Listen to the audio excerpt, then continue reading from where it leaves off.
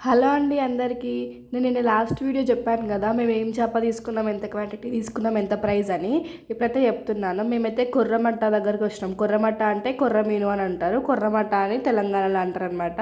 ఇంకా KG fish అడిగినాము. KG అంటే ఇంకా 100 గ్రామ్స్ ఎక్కువే ఉంది. తీసుకున్నాము, లైవ్ ఫిషే తీసుకున్నాము. అయితే బండకు ఎట్లా వేసి కొట్టిందో చూడండి. లైవ్ బతుకున్న చేపని బండకేసి కొట్టి కవర్లో వేసి ఇచ్చింది అనమాట మాకు.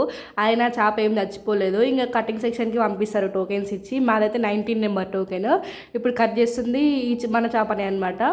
ఇంకా బతుకున్నాగానే ఇట్లా కొట్టి తలకాయ మీద కొట్టి మరి ఆ స్కిన్ తీసేస్తారు. అది బతుకున్నాగానే అది కోసుకుంటే చచ్చిపోయింది. ఇంకా దాని తర్వాత చిన్న చిన్న పీసెస్ మనం అడుగుతారు అనమాట, వాళ్ళు ఎంత పీసెస్ ఎంత సైజ్ కావాలని. అది కొట్టేసినాం. తీసుకుంది కొర్రమట్ట చేప. క్వాంటిటీ వచ్చేసి 1100, అంటే కేజీ పైన 100 గ్రాములు ఎక్కువ ఉంది. దాని ప్రైస్ అయితే 500, అంటే కేజీ డబ్బులో తీసుకుంది. ఇంకా 100 to 100 గ్రామ్స్కి ఏం తీసుకోరంట, ఎందుకంటే చేప ఎగ్జాక్ట్ కేజీ ఉండదు కాబట్టి. మాకైతే ఒక 10 to 12 పీసెస్ వచ్చినాయి. నెక్స్ట్ మన వీడియో వచ్చేసి చేపల పులుసు వీడియో అనమాట, అంటే రెసిపీ. చేపల పులుసు అయితే చాలా బాగుంది. మరి అది చేప వల్ల టేస్ట్ వచ్చిందా మరి ఏందో తెలియదు, కానీ ఫుల్ అంటే ఫుల్ సూపర్ ఉంది. ఏ మిక్సీ లేకుండా బ్యాచిలర్ స్టైల్ ఎట్లా చేసుకోవాలో మన వీడియో చూసేయండి. Thanks for watching.